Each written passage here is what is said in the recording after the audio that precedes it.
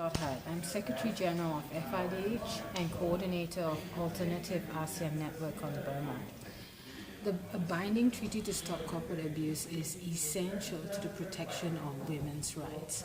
For too long, women from all walks of life, women in rural areas, women from indigenous communities, women from social minorities, women who are suffering poverty have had to carry the worst effects of human rights violations and denial of basic livelihood because of corporate power, working in coordination with states that have refused or failed to protect women's human rights.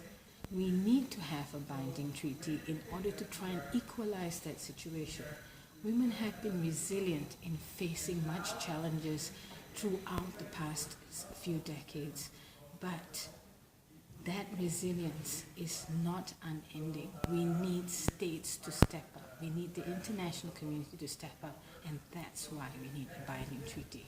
The binding treaty is not the only solution, but it is one weapon in the arsenal that we have as non-violent women human rights defenders to defend our rights.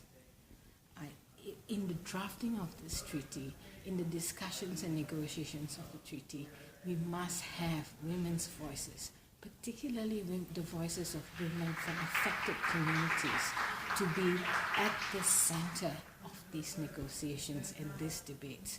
Otherwise, this is going to be a men's treaty. And that's why it's important to have women here speaking up and making as much noise as possible.